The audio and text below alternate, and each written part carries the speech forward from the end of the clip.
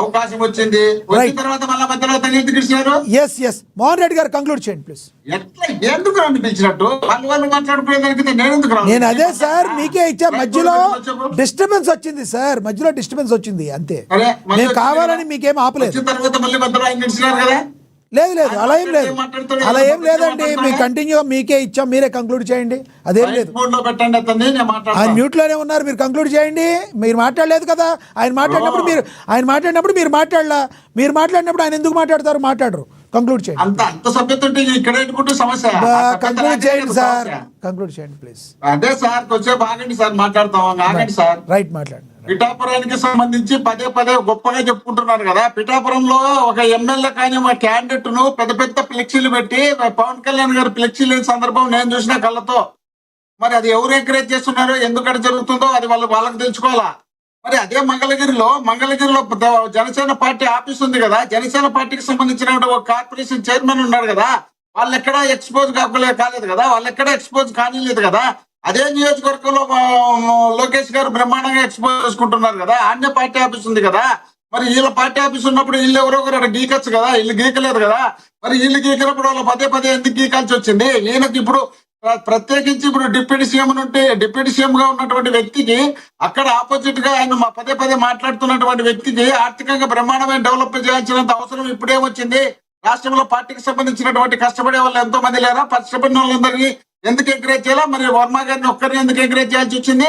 వీళ్ళు ఇష్టం వచ్చినట్టు ఇండైరెక్ట్ గా డైరెక్ట్ గా పవన్ కళ్యాణ్ గారికి ఎక్కడ దెబ్బ తగలనో అక్కడ దెబ్బ తగిలేట్టుగా చేయాలనే ఆలోచన వీళ్ళలో ఉంది కాబట్టి ఆయన ఏ మీటింగ్ పెట్టి ఆ మీటింగ్ పోయి ఒక డిప్యూటీ సీఎం గా ఉన్నటువంటి వ్యక్తి, ఆ నియోజకవర్గాన్ని ప్రాతినిధ్యం వహిస్తున్నటువంటి వ్యక్తి, ఆ ప్రాంతంలో ఆయన ఫోటో కాకుండా ఈయన ఫోటో ఎందుకు పెడతారు? ఈయన ఫోటో ఈయన పార్టీ ఆఫీసులో పెట్టుకుంటారు, వాళ్ళ నియోజకవర్గంలో ఎందుకు పెట్టుకుంటారు? ఆయన ఒక పార్టీ అధ్యక్షుడే, ఓ పార్టీలో పార్టీ పెట్టుకున్నాడు. ఆ రోజు 21 సీట్లకు తగ్గి చేతులు కట్టుకొని వీళ్ళు అధికారంలోకి రావాలి, తెలుగుదేశం పార్టీని అధికారంలోకి తీసుకురావాలనే కదా. ఆ రోజు 40 నుండి 30 నుండి లాస్ట్ 21 సీట్లు ఇచ్చినా కూడా ఒప్పుకొని ఉన్నటువంటి పవన్ కళ్యాణ్ గారిని మరి ఈ రోజు మెడబట్టి దొబ్బలాకి ఏ విధంగా ఎందుకు మాట్లాడుతున్నారు? ఏది బుద్ధిముడితే అది మాట్లాడి ఎవరో మాకంట అవసరం అంట.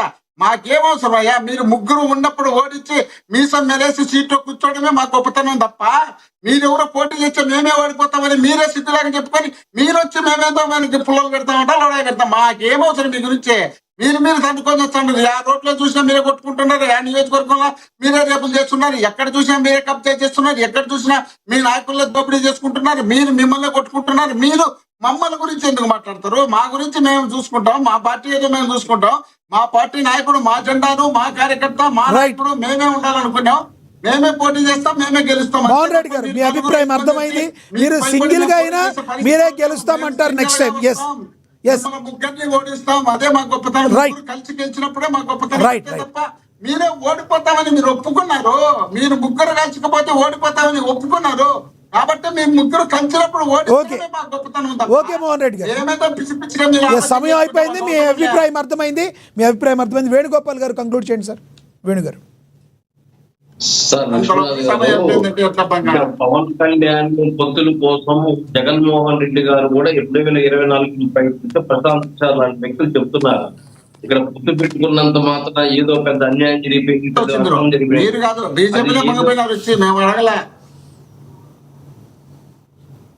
అదేదో తప్పుగా మాట్లాడుతున్నారు వీళ్ళు. అదే టీవీలో ముందు మాత్రం జగన్మోహన్ రెడ్డి ఎంతో చివరి వరకు ప్రయత్నం చేశాడని ప్రశాంత్ కిషోర్ మీడియా ముందు ఇంటర్వ్యూలో చెప్పడం జరిగింది.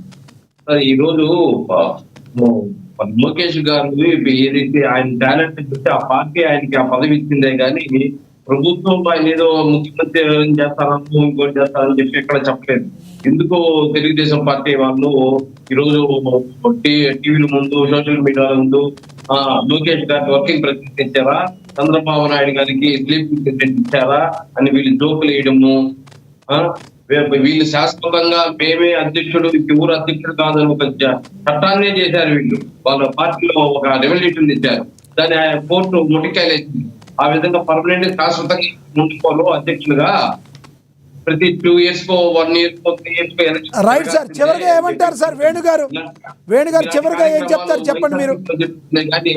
వేరే పార్టీలు ఎక్కడ జరగదు. రైట్ వేణు గారు. లొకేషన్ బాగా కూడుకుంటూ కూర్చున్నారు. రైట్. ఇప్పుడు జనసేన పార్టీ అధ్యక్షుడుగా ముఖ్యమంత్రి కావాలని వాళ్ళు కోరుకుంటున్నారు. వేణు గారికి ఏముందంటే లోకేష్ గారు ముఖ్యమంత్రి చేస్తే బాగుంటుంది, మళ్ళీ మా నాయకుడు ఎందుకన్నట్టు అన్నాడు. మీకన్నా మీరు ఎక్కువ పొలంలో పెట్టారు 24 ముందు. మీరు కలుస్తారా, మీరు కలవండి చూద్దాం, మీరు వినపోతారా, మీరు వినకపోతే చూద్దాం, మీరు కలిసి వస్తారా అని రకరకాలుగా మాట్లాడినారు. రాష్ట్రపతులు ఏం చేశారు? భగవంతుడే వాడు ఉంటాడు, ఎక్కడ ఎవరికి ఏమి ఇవ్వాలో ఆడు ఇస్తాడు. రైట్. ఈ రోజు మీరు చెప్పినంత మాత్రం లోకేష్ గారు నేను చెప్పినంత ముఖ్యమంత్రి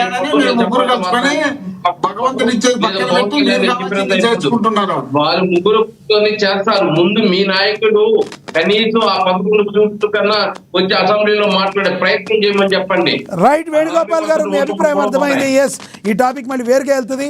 మీ అభిప్రాయం అయితే అర్థమైంది. అంతే అసెంబ్లీకి వచ్చి మీ ఏదేదో మీ అవసరాల కోసం వాడుకునేది కాదు. అసెంబ్లీ ఎమ్మెల్యేలుగా ఎందుకు పోటీ చేసేది? ప్రజాధనం ఎందుకు నాకు ఖర్చు పెట్టేది? అసెంబ్లీకి రాలేని వ్యక్తులు ఓటింగ్ ఎందుకు కదా?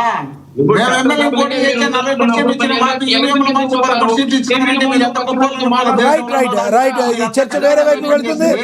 ఎస్, ధన్యవాదాలండి వేణుగోపాల్ గారు, మీ అభిప్రాయాన్ని తెలియజేసినందుకు ధన్యవాదాలండి.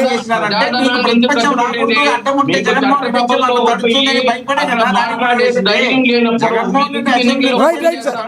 వేణు గారు, మోహన్ రెడ్డి గారు, మీ అభిప్రాయం అర్థమైంది. Yes yes yes yes Venu garu ధన్యవాదాలండి, మీ అభిప్రాయాన్ని తెలియజేసినందుకు. వేణుగోపాల్ గారు ధన్యవాదాలండి. మోహన్ రెడ్డి గారు ధన్యవాదాలండి. అజయ్ గారు మీ యొక్క అభిప్రాయాన్ని తెలియజేసినందుకు. ఏది ఏమైనప్పటికీ కూడా మరి వర్కింగ్ ప్రెసిడెంట్